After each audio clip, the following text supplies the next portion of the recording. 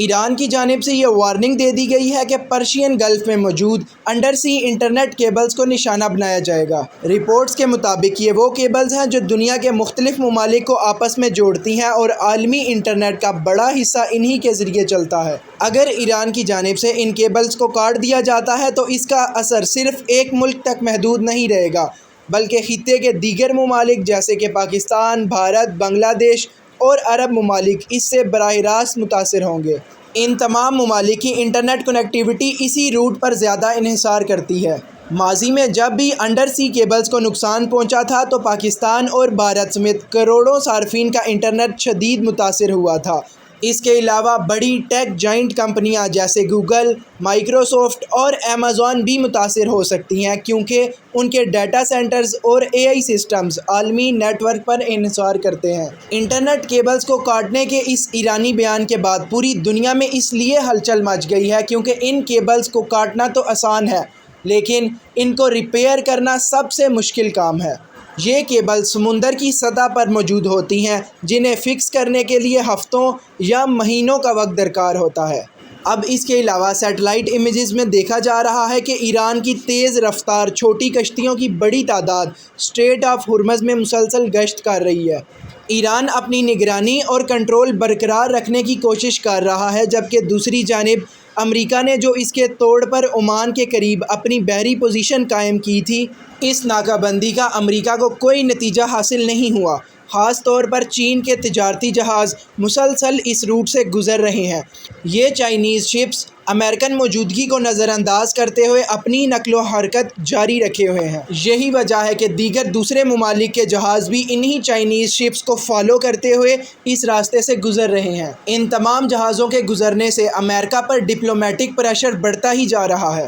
امریکہ directly Iran کے ships کو تو نشانہ بنا سکتا ہے، لیکن وہ چائنا کے جہاز کو ڈائریکٹ فائرنگ نہیں کر سکتا۔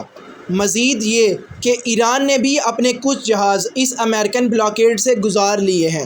ان تمام باتوں سے یہ دیکھا جا سکتا ہے کہ زمینی حقائق میں اس بلاکیڈ جو امریکہ نے بلاکیڈ لگایا ہے، اس کا کوئی امریکہ کو نتیجہ نہیں مل رہا اور امریکہ اس کو بلاک کرنے میں ناکام ہو گیا ہے۔ اسی تناظر میں ایرانی کمانڈر امیر حطامی نے امریکہ کو للکارتے ہوئے بیان میں خبردار کیا کہ امریکہ جو پروپیگنڈا کر رہا تھا کہ ایران کی نیوی مکمل طور پر ختم ہو چکی ہے، یہ محض ایک پروپیگنڈا ہے۔ ایران اب بھی اپنی بحری صلاحیت برقرار رکھتے ہوئے میدان میں موجود ہے۔ ایرانی کمانڈر نے مزید کہا کہ اگر امریکہ واقعی اپنی طاقت دکھانا چاہتا ہے تو وہ اپنے بحری بیڑے کو آبنائے ہرمز کے 300 کلومیٹر کے ریڈیس میں لا کر دکھائے۔ یہ آبنائے ہرمز ایران کے کنٹرول میں ہے اور دنیا کی کوئی طاقت بھی ادھر داخل ہونے کی جرات نہیں کر سکتی۔ ناظرین، ایران نہ صرف اپنی پوزیشن پر قائم ہے بلکہ وہ کسی بھی ممکنہ بحری دباؤ کا جواب دینے کے لیے بھی تیار ہے۔ ادھر ایران کی جانب سے سخت وارننگ دی جا رہی ہے تو وہیں پینٹاگون کی بریفنگ نے بھی صورتحال کی سنگینی کو مزید واضح کر دیا ہے۔ پینٹاگون کے سربراہ نے امریکی کانگریس کو بریفنگ دیتے ہوئے بتایا کہ ایران نے مبینہ طور پر آبنائے ہرمز میں بڑی تعداد میں بحری بارودی سرنگیں مائنز نصب کر دی ہیں۔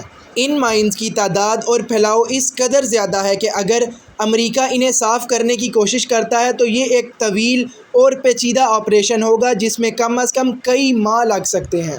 یہ صورتحال اس لیے بھی حساس ہے کیونکہ اسٹریٹ آف ہرمز عالمی تجارت کے لیے ایک نہایت اہم راستہ ہے اور یہاں کسی بھی قسم کی مائننگ نہ صرف فوجی بلکہ تجارتی جہاز رانی کے لیے بڑا خطرہ بن جائے گی۔ اب مذاکرات کی جانب آئیں تو امریکہ کی جانب سے بریفنگ دے دی گئی ہے کہ لبنان میں موجود امریکی شہری فوری طور پر ملک چھوڑ دیں۔